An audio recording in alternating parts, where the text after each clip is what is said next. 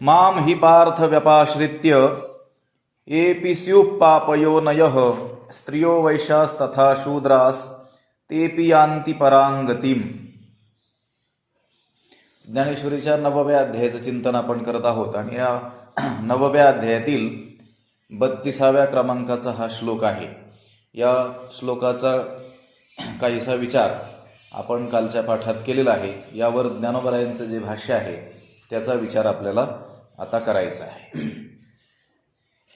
या श्लोकाचा अर्थ असा होतो की हे अर्जुना, जे पापयोनीत जन्माला आले आहेत,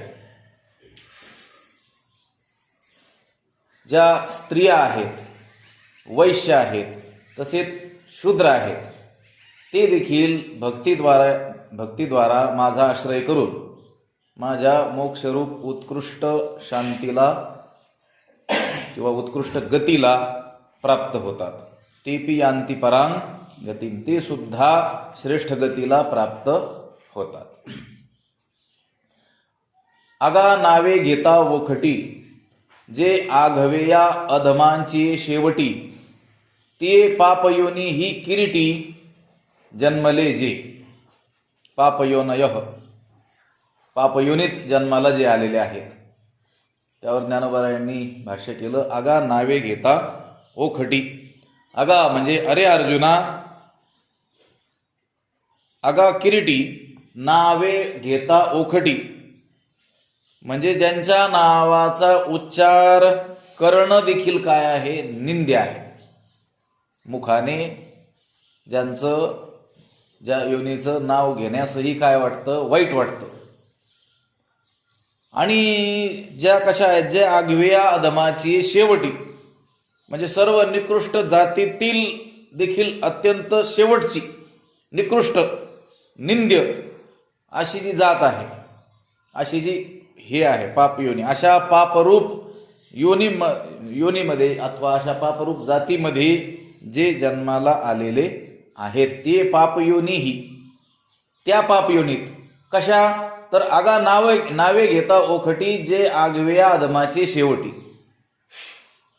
पापयोनीची व्याख्याच जणू काही या ठिकाणी ज्ञानोबरायांनी केलेली आहे. कशाला म्हणायचं पापयोनी, तर ज्यांचं नाव घेणं देखील काय वाटतंय, वाईट वाटतंय. आणि सर्व निकृष्ट जातीच्या ही जी शेवटची आहे, उच्च वर्णातील किंवा उच्च जातीतील लोक काही जातींना काय मानतात, निकृष्ट जात मानतात. त्या निकृष्ट जातीतील लोक देखील ज्यांना निकृष्ट समजतात. लक्षात आलं का? हा जातीभेद फार विचित्र आहे आपल्या भारतामध्ये, किंवा एकंदरच सर्व जगाचा विचार केला तर जगातच. एक उच्च जात आपल्याहून दुसऱ्याला काय समजते, निकृष्ट समजते. ती निकृष्ट जात देखील आपल्याला स्वतःला उच्च समजून दुसऱ्याला काय समजते, निकृष्ट समजते.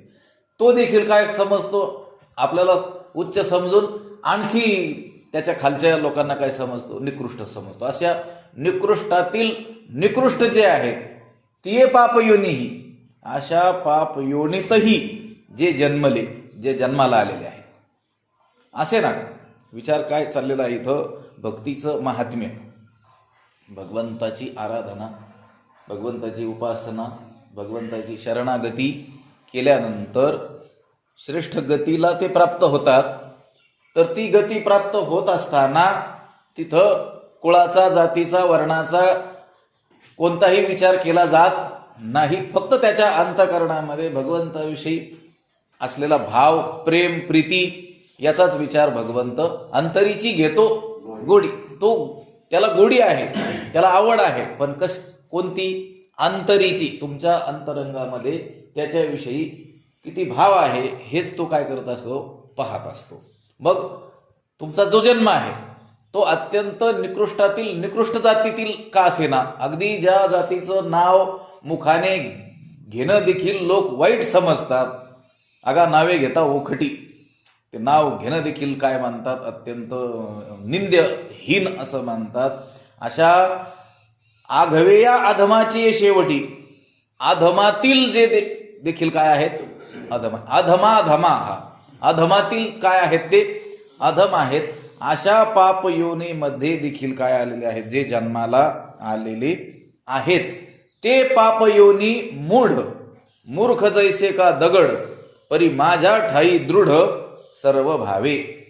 ते पापयोनी, त्या पापयोनीमध्ये जन्माला आलेले जे मूढ म्हणजे अविवेकी, लक्षात आलं का, अज्ञानी, वेद शास्त्र अध्ययन शून्य, त्यांना काय म्हटलेलं आहे, मूढ. आता उत्कृष्टातील उत्कृष्ट जातीत सुद्धा वेदशास्त्राचं अध्ययन आता राहिलेलं नाही, तर जे निकृष्ट जातीतील लोक देखील ज्यांना निकृष्ट समजतात त्यांच्यापर्यंत तो वेदशास्त्राच्या संस्काराचा अभाव असणं साहजिकच आहे. म्हणून ते पापयोनी, अशा त्या पापयोनीत जन्माला आलेले मूढ असलेले म्हणजे वेदशास्त्र अध्ययन शून्य, मूर्ख जैसे का दगड, मूर्ख म्हणजे व्यवहार ज्ञान शून्य, जणू दगडच. इथं दोन शब्द आलेले आहेत, मूढ आणि मूर्ख, म्हणून असे दोन अर्थ करावे लागले. पहिल्या मूढ शब्दाचा अर्थ घ्यायचा वेदशास्त्राध्ययन शून्य, वेदशास्त्राच्या संस्काराने रहित.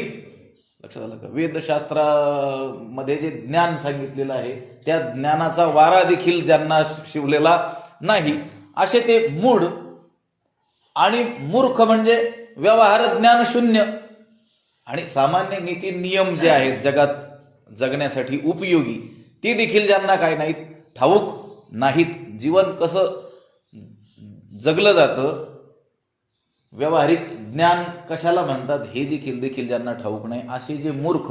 कसे मूर्ख, जणू दगडच. काय त्याहुनी दगड बरे देवा, तुकोबराय म्हणतात ना, तुका म्हणे ऐशी बुद्धी ज्याची जड, अशी काही लोकांची बुद्धी असते म्हणतात की त्याहुनी दगड बरे देवा. दगड बरा, एक वेळ त्या दगडाला देखील पाझर फुटेल, लक्षात आलं का, किंवा त्या दगडापुढे जरी आपण आपली व्यथा मांडली तर त्याला देखील कदाचित कळेल. पण काही लोकांच्या बुद्धीवरती काही गोष्टी आरूढ करणं अत्यंत कठीण. असे दगडासारखे जणू काही मूर्ख. परी असं जरी असलं तरी देखील माझ्या ठाई सर्व भावे दृढ, परंतु माझ्या ठिकाणी सर्व भावाने, कायेनं वाचेनं मनाने माझ्या ठाई काय झालेले आहे, दृढ झाले, स्थिर झालेले आहे. हे महत्वाचं आहे. लक्षात आलं. हे बाकीचं जे वर्णन केलेलं आहे ना, हे अगा नावे घेता ओखटी, जे आघवे अधमाची शेवटी, ते पापयोनी ही किरीटी जन्मले जे, ते पापयोनी मूर्ख जैसे का दगड. एवढं जरी असलं परंतु माझ्या ठाई दृढ सर्व भावे, परंतु कायेनं वाचेनं मनाने चित्ताने माझ्या ठिकाणी जे काय झालेले आहेत, स्थिर झालेले आहेत, माझ्या भक्तीमध्ये जे काय आहेत दृढ असे झालेले आहेत. हे महत्वाचं आहे. लक्षात आलं का. तुमचं लौकिकामध्ये तुमचा जन्म, तुमचं ज्ञान, तुमची संपन्नता या गोष्टीला या भक्ती मार्गामध्ये कुठलंही स्थान नाही. गोष्ट महत्वाची आहे, माझ्या ठाई दृढ सर्व भावे, सर्व भावाने माझ्या ठिकाणी ते स्थिर झालेले असले पाहिजे. आणि असे जे कोणी आहेत की जे अत्यंत अधमातील अधम योनीमध्ये, म्हणजे ज्याला पाप योनी अशी म्हटले जाते, तिथं जे जन्माला आलेले आहेत आणि अत्यंत मूढ आहेत, दगडाप्रमाणे मूर्ख आहेत, असे जरी असले तरी पण माझ्या ठाई सर्व भावाने जे दृढ झालेले आहेत. जयाचे वाचे माझे आलाप, दृष्टी भोगी माझेची रूप, जयाचे मन संकल्प माझाची वाहे. माझ्या ठाई दृढ सर्व भावे, सर्व भावाने माझ्या ठाई दृढ झालेले आहेत. म्हणजे नेमकं काय झालेले आहे त्याचं वर्णन इथं पुढं करतात. लक्षात आलं का, पुढच्या ओव्यामध्ये. नाहीतर मग भगवंत म्हणतो आहे ना, ते कुठेही का जन्मलेला आलेले असेनार, ते कसे का असेनार, पण माझ्या ठिकाणी त्यांनी काय केलेलं आहे, चित्त दृढ केलेलं आहे. सर्व भावाने जे माझ्या ठिकाणी काय झालेले आहेत, दृढ झालेले आहेत. म्हणजे नेमकं काय झालेलं आहे, नेमकं काय त्यांनी केलेलं आहे त्याचं वर्णन करतात. जयाचे वाचे माझे आलाप, ज्यांच्या वाणीत माझे आलाप म्हणजे माझीच कथा असते, जे वाणीनं जे बोलतात ते काय बोलतात, माझ्याविषयीच बोलत राहतात, माझीच कथा करत राहतात. जयाची वाचे माझे आलाप, हरी बोला हरी बोला, नाहीतरी अबोला, व्यर्थ गलबला करू नका. ते जे आहेत ते व्यर्थ बोलत नाही. तुका म्हणे वाचा वाहिली अनंता, बोलायचे आता काम नाही. काय जे बोलायचं ते बोलावा विठ्ठल, जे बोलायचंय ते भगवंताच्या विषयीच बोलायचे. जयाचे वाचे माझे आलाप, बोलण्याची नाही आता देवाविन काही, देवाशिवाय काही बोलायचंच नाही. जयाचे वाचे माझे आलाप, दृष्टी भोगी माझेची रूप, ज्यांची दृष्टी माझेच रूप भोगते. सदा माझे डोळे जड तुझ्या मूर्ती, रखुमाईच्या पती सोयरिया. डोळ्याने तो नेहमी परमेश्वराचंच काय का पाहतो, रूप पाहतो. दृष्टी भोगी माझेची रूप, जयाचे मन संकल्प माझाची वाहे. आणि ज्याचं मन माझाची संकल्प वाहे, माझ्या प्राप्तीचाच संकल्प वाहतं. म्हणजे त्याच्या मनाने जे जे काही संकल्प केले जातात ते माझ्याविषयीच केले जातात. आता आपण आपल्या मनाने अनंत काय करतो, संकल्प करतो. कशाविषयी, संसाराविषयी. हे करणार, हे केल्याने मनोरथाच्या उतरंडी उतरी रची, हे मन काय करत राहत असतं, मनोरथ करत राहत असतं. उतरंडी होत्या ना पूर्वी, लक्षात आलं, एका गाडग्यावर दुसरं गाडगं, छोटं गाडगं, आणखी छोटं गाडगं, लक्षात आलं. हे मन काय करतं, त्या मनोरथाच्या म्हणजे केवळ कल्पनांच्या उतरंडी उतरवतं आणि पुन्हा चढवतं. मनोरथाच्या उतरंडी उतरी रची असं म्हटलेलं आहे.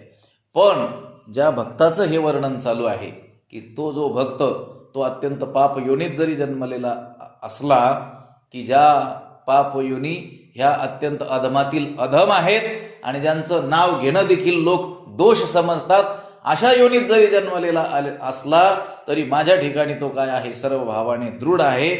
ज्याची वाणी केवळ माझेच गुण नाम संकीर्तन करते, माझ्या गुणांचं, माझ्या रूपाचं, माझ्या नावाचंच वर्णन ज्याच्या वाणीनं केलं जातं. दृष्टी भोगी माझेची रूप, ज्याची दृष्टी नेहमी माझंच रूप भोगते. जयाचे मन संकल्प माझाची वाहे, आणि ज्याचं मन केवळ माझ्या प्राप्तीचाच काय करतं, संकल्प वाहत राहतं. त्याच्याही मनात संकल्प येतात, येत नाहीत असं नाही, येतात, पण त्याचं मन नेहमी काय संकल्प करतं, परमेश्वर प्राप्तीचाच काय करत राहतं, संकल्प करत राहतं. परमेश्वराविषयीच त्याचं मन काय करत राहतं, चिंतन करत राहतं. माझ्या ठाई दृढ सर्व भावे, याचं वर्णन हे जे चालू आहे, सर्व भावे, लक्षात आलं का, एकांगी नाही. केवळ वाणीनं भगवंताच्या नामाचं उच्चारण चालू आहे आणि मनाने मात्र संसाराचा संकल्प चालू आहे असं नाही.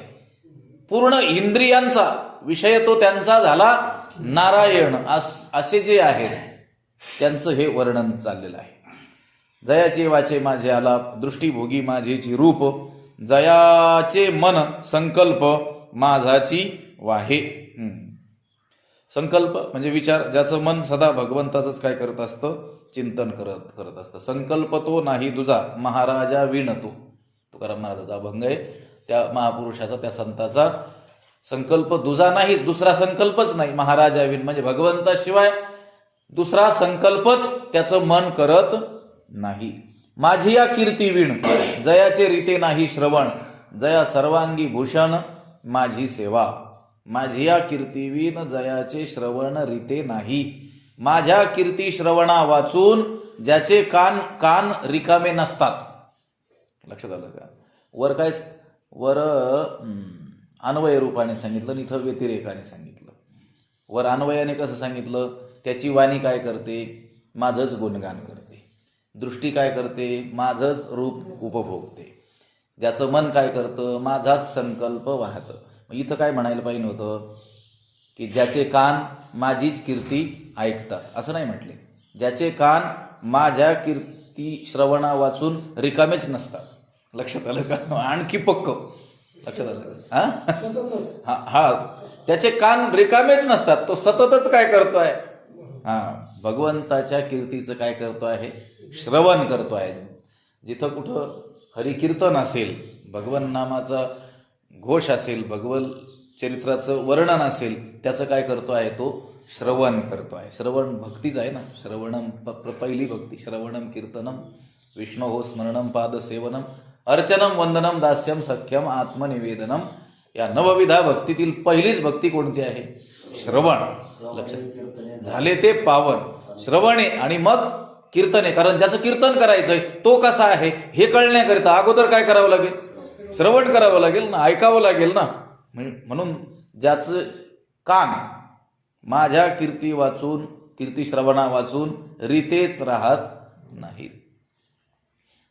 संसाराची वार्ता आता मला सहन होत नाही, माझ्या समोर त्या संसाराची चर्चा करू नका, असं तुकाराम महाराज त्यांच्याकडे येणाऱ्या लोकांना सांगत. संसार गंधीची ही वार्ता असं म्हणतात. लक्षात आलं का? संसाराला काय म्हटलंय? अत्यंत दुर्गंधी पदार्थ, आणि त्याची वार्ताही मला काय होत नाही, आता सहन होत नाही. आपल्या समोर जर एखाद्या दुर्गंधयुक्त पदार्थाचं वर्णन सुरू केलं तर लोक काय म्हणतील? ते किळसवानं वाटेल, बिभत्स अशा रसाने युक्त ते वर्णन. लोक काय म्हणतील? बोलू नका आता, हे आणखी घाण विषय काढू नका. लक्षात आलं का? हे जसं आपल्या सामान्यांच्या बाबतीत काही गोष्टींबद्दल होतं, तसं तुकोबारायांसारख्या महापुरुषांचं या संसाराच्या कोणत्याही गोष्टी संबंधी होतं. तुम्ही या संसारातील कितीही सुखाचं चांगल्या याचं पराक्रमाचं कशाचंही वर्णन करू जाल तरी देखील त्यांना ते आवडत नाही. त्यांना काय आवडतं मग? भगवंताचं नाव, भगवंताचं चरित्र, भगवंताची लीला, भगवंताचं गुण वर्णन जेथे काय आहे, जेथे कुठे आहे ते त्यांना ऐकणं आवडतं. आणि त्यांचे कान रिकामे नसतात. लक्षात आलं का? कीर्ती श्रवणा वाचून सततच काय करतात? ते भगवंताची कीर्ती श्रवण करत असतात. लक्षात आलं का? भक्तिसूत्रामध्ये नारदांनी या भक्ती मार्गाने चालणारा जो साधक आहे, साधक बरं का, त्याच्यासाठी सूचना देऊन ठेवलेली आहे. काय सूचना देऊन ठेवलेली आहे? स्त्री धन नास्तिक वैरी चरित्रम न श्रवणीयम. काही ठिकाणी वैरी पाठ नाही आहे, काही ठिकाणी आहे. काय ऐकू नये त्याने? स्त्री धन नास्तिक चरित्रम न श्रवणीयम. म्हणजे हे ऐकू नये, हे ऐकण्यास योग्य नाही. स्त्रीविषयीची वार्ता, धनाविषयीची वार्ता, नास्तिकांचं चरित्र हे ऐकू नये. लक्षात, नास्तिकांचं केवळ दुसऱ्याने सांगितलेलं चरित्रच जर भक्ताने ऐकू नये असं सांगितलं असेल तर नास्तिकांची भेट घेऊ नये हे सांगण्याची गरजच नाही. लक्षात आलं का? कारण भगवंताच्या प्राप्तीसाठी भक्ती मार्गाने चालू लागलेला हा जो साधक आहे, आता त्याच्या मनामध्ये केवळ भगवंताविषयीच विचार असला पाहिजे. त्याला सततच जे आकर्षण असलं पाहिजे ते कोणाचं असलं पाहिजे? भगवंताचंच असलं पाहिजे. आता त्याला या संसारातील कोणताही पदार्थ आपल्याकडे ओढून घेता कामा नये. पण तो जर काय करील? हे ऐकेल, या संसारातील सुखाविषयी ऐकेल, संसार किती सुखरूप आहे, विषय किती गोमटे आहेत, हे जर तो ऐकेल तर त्याला हा प्रवास जो आहे, खडतर प्रवास, हा करणं काय होईल? कठीण जाईल. लक्षात आलं का? कुठं वारी करत बसले, कुठं शिळ्या भाकरी खात बसले. लक्षात आलं का? आणि त्या संसारातील आनंदाच्या गोष्टी जर त्याच्या कानावर गेल्या तर कदाचित तो त्या मार्गातून भ्रष्ट होण्याचा काय आहे? संभव आहे. म्हणून त्याने त्या गोष्टी ऐकू नयेत. लक्षात आलं की त्याचे कान त्याने मोकळे ठेवू नयेत. मग सतत काय ऐकत राहावं? भगवंताची कीर्तीच. हा जो भक्त आहे ज्याचं वर्णन चाललेलं आहे त्याचं मात्र तसंच आहे. माझी या कीर्तीविन जयाचे रीते नाही श्रवण. ज्याचे श्रवण माझ्या कीर्ती श्रवणा वाचून रीतेच नाहीत. जया सर्वांगी भूषण माझी सेवा.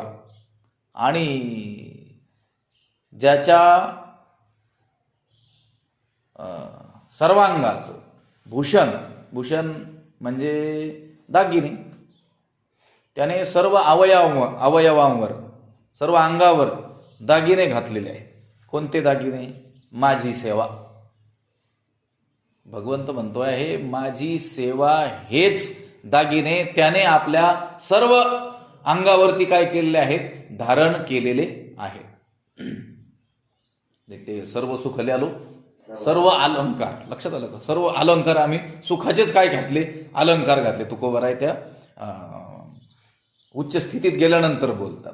हा जो भक्त आहे याने देखील आपल्या सर्व अंगावर अवयवांवर सर्व अंगावर दागिने धारण केलेले आहेत.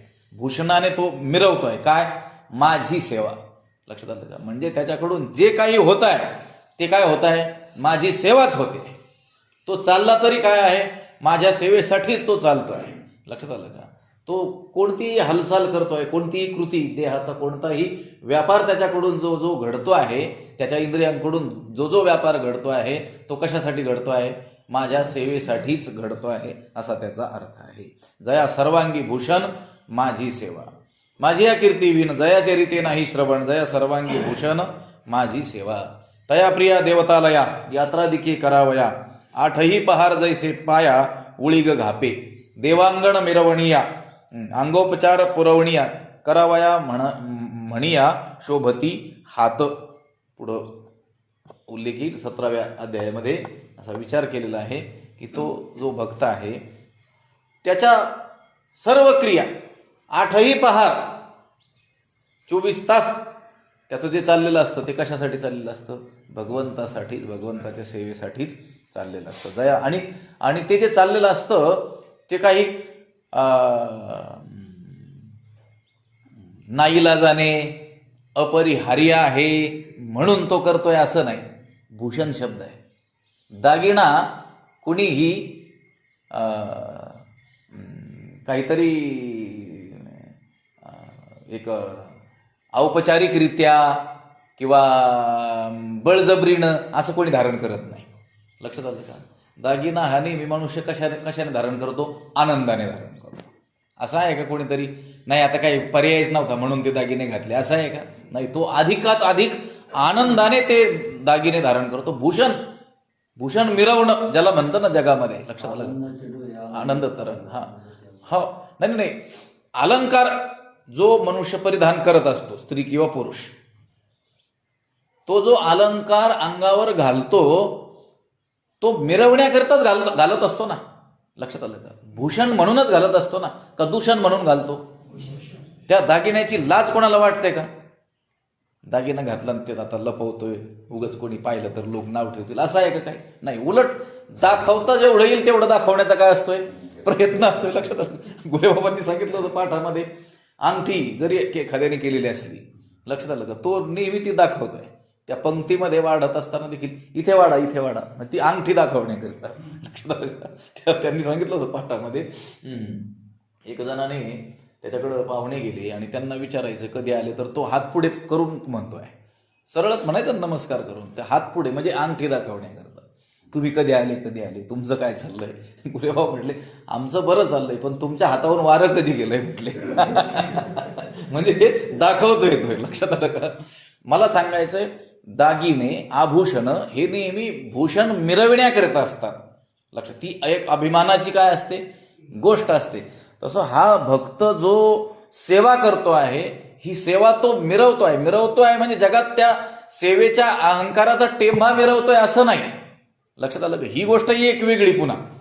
लक्षात आलं का? नाही, तिथं अगर्वता करावे दास्य सकळ. श्री गुरूंचं दास्य जे करायचंय, संतांचं जे दास्य करायचं आहे, सेवा करायची आहे, ती गर्वरहित करायची आहे. नाहीतर त्याचाही गर्व पुन्हा असतो आणि ते मिरवणं वेगळं. लक्षात आलं का?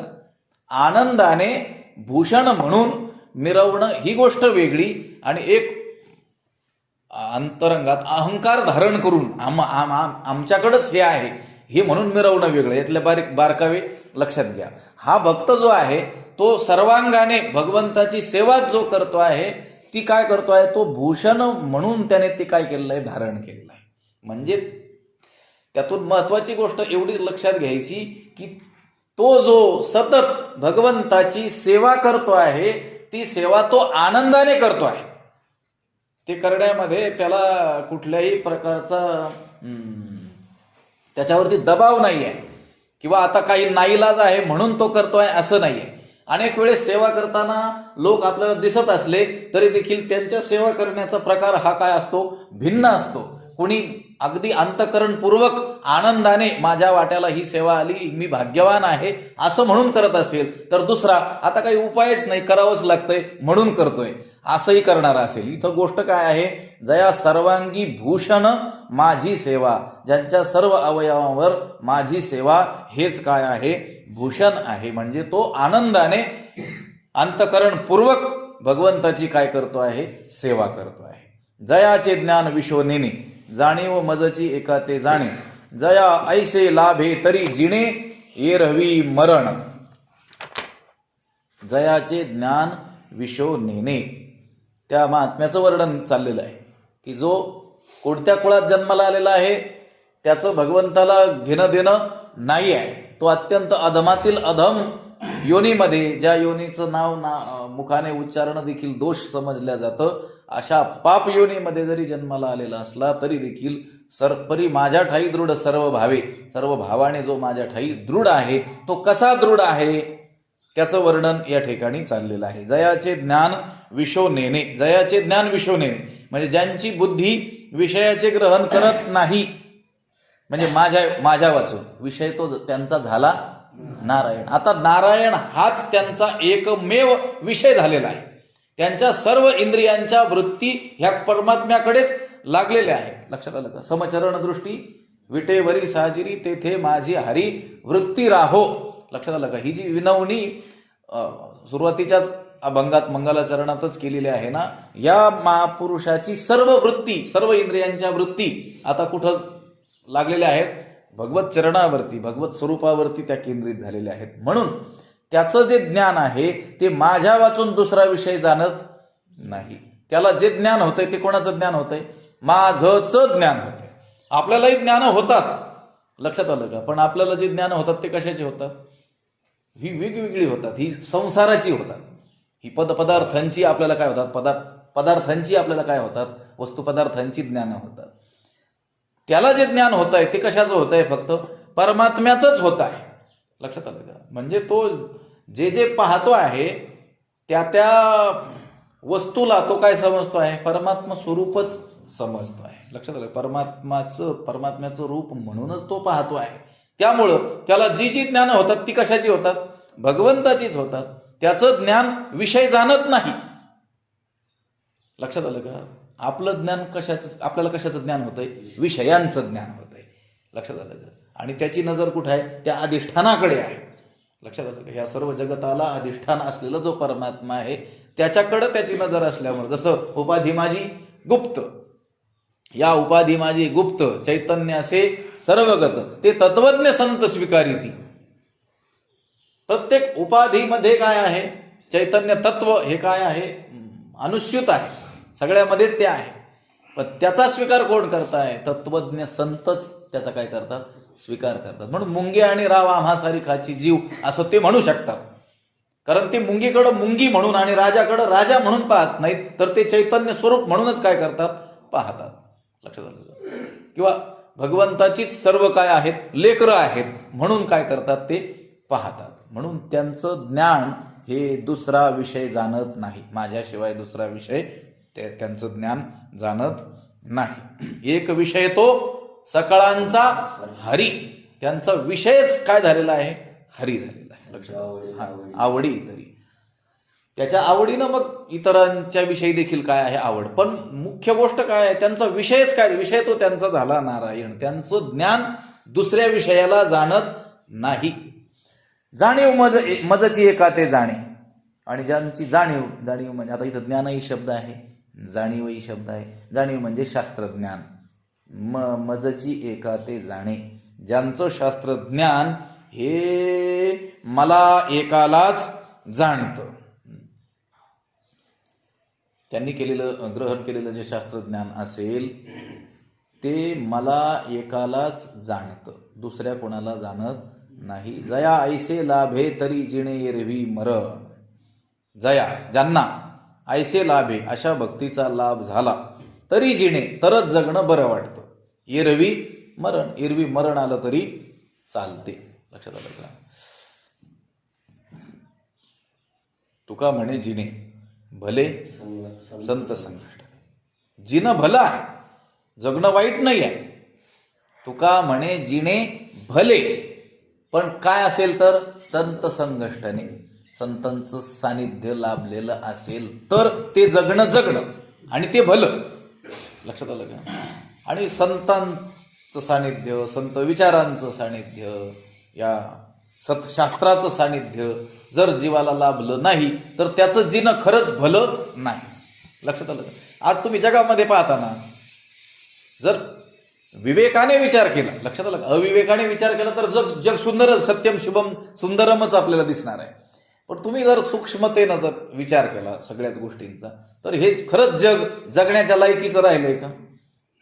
किंवा जगणं हे काही सुलभ सुकर असं राहिलंय का? नाही. अत्यंत काय आहे, कठीण झालेलं आहे जगणं. तुमचं व्यावहारिक पातळीवरचं जगणं सुद्धा काय होऊन बसलेलं आहे, आज कठीण होऊन बसलं आहे. आणि ते मानवानेच कठीण केलेलं आहे, भगवंताने काय अडथळे निर्माण केलेले नाहीत. लक्षात आलं का? आपणच आपली बुद्धी जरा जास्त चालवली, नको तिथं चालवली. लक्षात आलं का? आपल्याला बुद्धीची जी शक्ती भगवंताने दिलेली आहे त्याला जाणण्याकरिता तिनं आपण दुसरंच जाणत बसलो, दुसऱ्याच गोष्टी निर्माण करत बसलो. म्हणून आपल्याच जगण्याला काय होऊन बसला, अडथळा होऊन बसलेला आहे. स्वस्वरूपाकडं जाण्यामध्ये हे जग काय आहे, येता स्वरूपाच्या घरा करीत असे आडवारा विश्वाभासू जो. लक्षात आलं का? हा विश्वाभास आपल्या स्वरूपाच्या घराला जाण्याकरिता नेहमीच अडथळा ठरतच आलेला आहे, पण आता अधिक अडथळा ठरत आलेला आहे. प्राचीन काळाचा जर विचार केला आणि आत्ताच्या काळाचा विचार केला तर मनुष्याला अंतर्मुख व्हायला तो काळ सुलभ होता.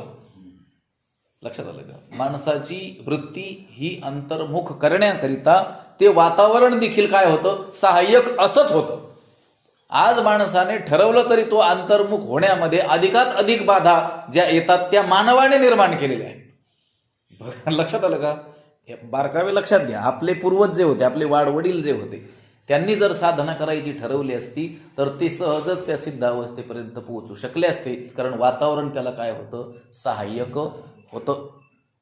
त्यांचं ते जगणं जे होतं, त्या ज्या नियमाने ते जगत होते ते परमार्थाला अनुकूल असं जगणं होतं. लक्षात आलं? भगवत प्राप्तीला सहाय्यक असं जगणं होतं.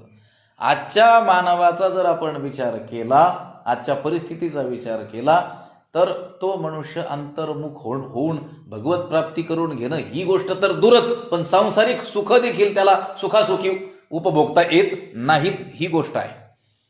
मला काय सांगायचंय, जगणं हे भलं नाही आहे, पण जगणं देखील भलं होऊ शकतं. तुकाराम महाराज म्हणतात, तुका म्हणे जिने भले पण संत संगष्टने. कारण ते संतांच्या सानिध्यात जगलेलं हे सार्थकी लागणार आहे. त्यांच्या सानिध्यात गेलेला काळ हा काय होणार आहे, धन्य होणार आहे, सार्थक होणार आहे. हरिभजन करा. लक्षात, संत संगतीत गेल्यानंतर हरिभजन आपल्याकडून सहजच होणार आहे. सहज त्यांच्या ऐकता गोष्टी, लक्षात आलं का, त्यांच्या गोष्टी सहज त्यांनी केलेल्या सहज बोलणे हितोपदेश करुणी सायास शिकविती सहज इथे यास तेषाम स्वैर कथा उपदेशा हा भवंतिता स्वैर कथा. सहज त्यांनी केलेल्या चर्चा सुद्धा आपल्या कानावर जर आल्या तर आपल्यामध्ये काय होतो, विवेकाचा उदय होतो. त्या चरणाचा आश्रय करून आपण जे बोललो की तुका म्हणे जिने भले पण संत संगष्टने. जिणं चांगलं आहे, जगणं चांगलं आहे, पण संतांच्या सानिध्यामध्ये. तसंच हा जो भक्त आहे हा म्हणतो जया ऐसे लाभे तरी जिणे एरवी मरण. अशी भक्ती तिचा जर लाभ झाला तरच जगणं बरं वाटतं. ज्याचं वर्णन चाललंय ज्या महापुरुषाचं, त्याला जगणं बरं वाटतं. पण कधी? अशी भक्ती कशी? इथपासून परीस माझ्या ठाई दृढ सर्व भावी जयाचे वाचे माझ्याला दृष्टीभोगी माझेचे रूप जयाचे मन संकल्प माझाची वाहे माझी या कीर्ती वीण जयाचे रीते नाही श्रवण जया सर्वांगी भूषण माझी सेवा जयाचे ज्ञान विशोनेने जाणीव मजची एकाते जाणे.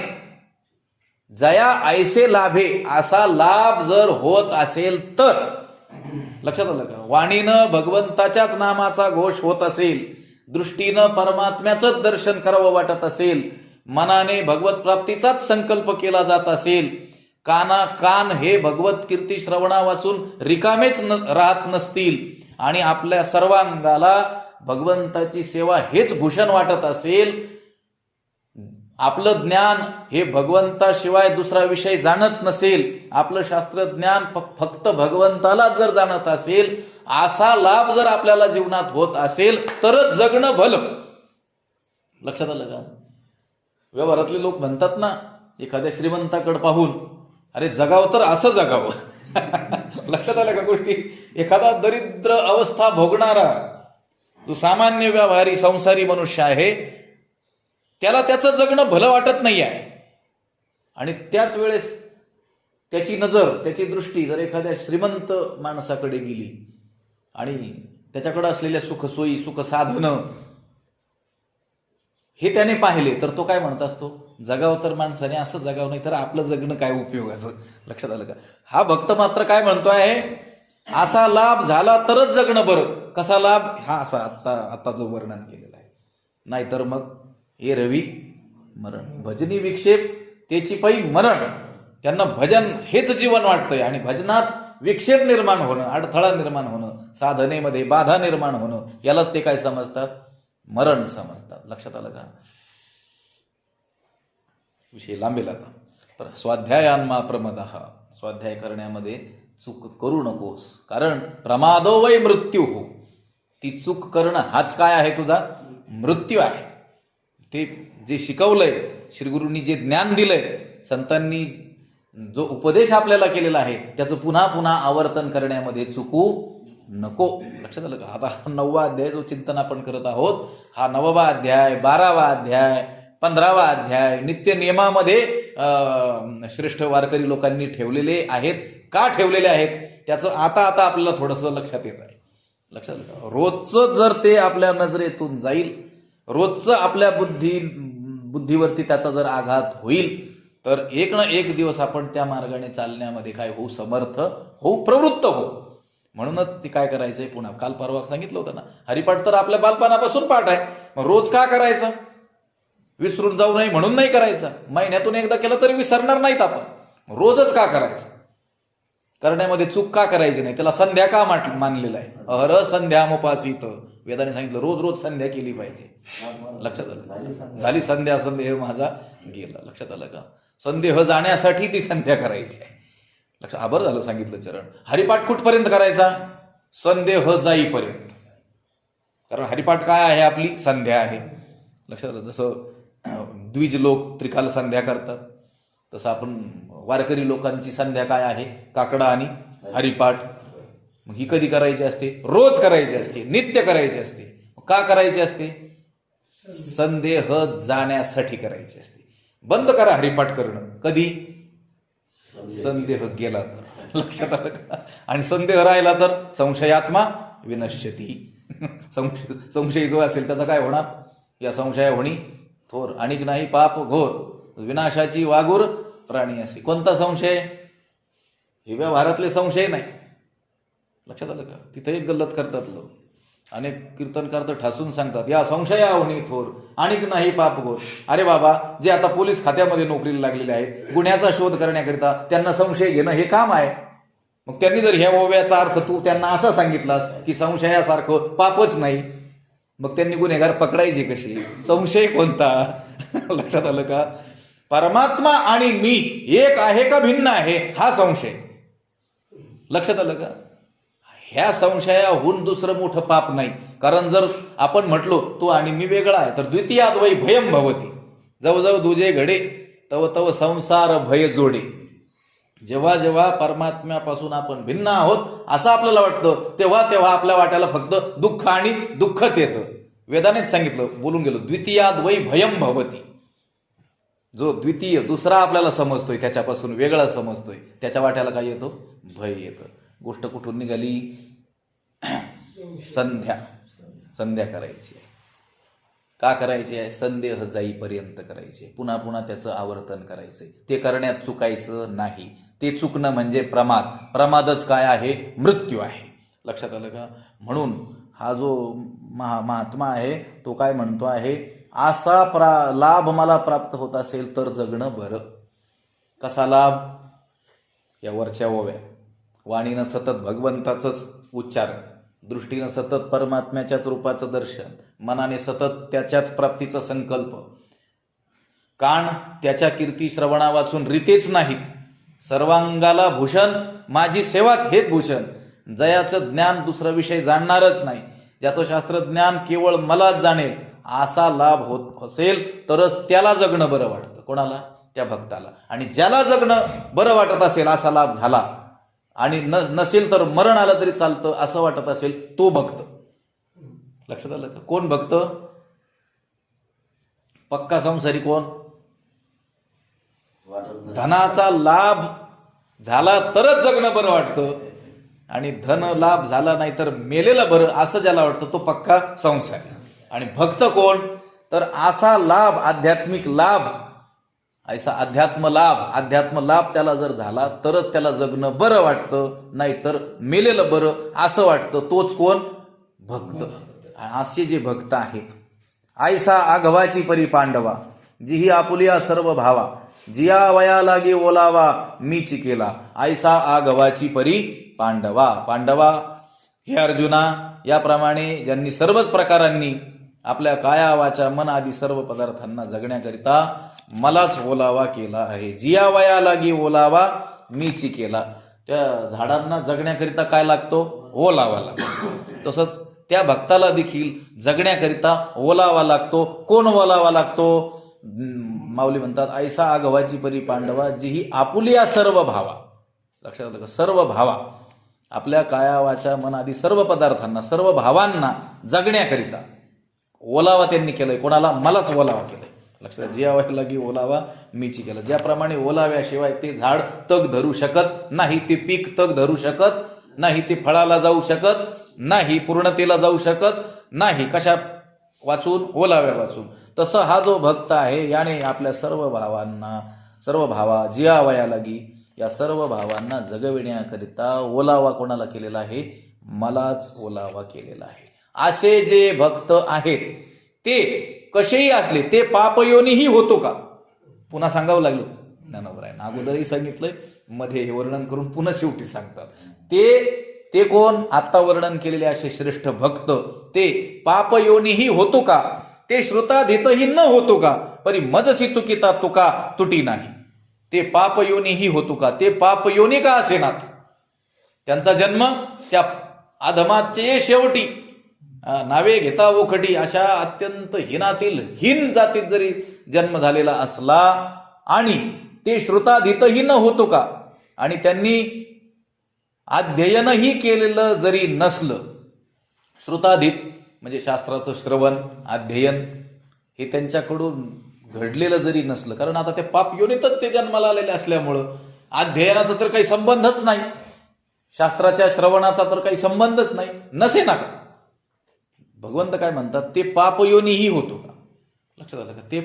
ते भक्त अत्यंत हिनातील हीन अशा पापयोनी ज्या समजल्यात त्यांच्यात जरी जन्माला आलेले असले, अजून त्यांनी शास्त्राचं अध्ययनही केलेलं जरी नसलं तरी देखील परी मजसी तुकिता तुका तुटी नाही, परंतु त्यांची माझ्याशी तुलना केली असता त्या तुलनेत ते वजनाने कमी पडत नाहीत. तुकिता तुलनेसी ब्रह्म तुकासी आला, म्हणून रामेश्वरी चरणी मस्तक ठेविले. तुकिता तुलनेसी, ज्यावेळेस तुकी तुकला तुका, लक्षात आलं का? विश्वी भरोणी राहील उरला लोका, ते तुलनेला आले. कोणाच्या? साम्यतेला आले. कोणाच्या? ब्रह्माच्या. लक्षात आलं का? एका पारड्यात ब्रह्म आणि एका पारड्यात त्यांना ठेवलं तर ते कुठेही वजनाने कमी पडत नाही. म्हणजे ते दोन असतात असं नाही, ते एक रूपच होऊन जातात, पण सांगण्यासाठी सांगितलं. पारडं दोन, लक्षात, तराजू पारडे, लक्षात आलं का? काटा का अजिबात थोडासाही तसूभरही इकडं तिकडं होत नाही. म्हणजे ते ब्रह्मसाम्यतेला प्राप्त होतात. जरी ते पापयोनीत जन्माला आलेले असले, जरी त्यांनी शास्त्राचं अध्ययन केलेलं नसलं तरी देखील, पण काय केलं तर हे असं केलं तर, लक्षात आलं का? भक्ती केली तर. थांबू आपण. पुंडलिक वरदा हरी विठ्ठल श्री ज्ञानदेव तुका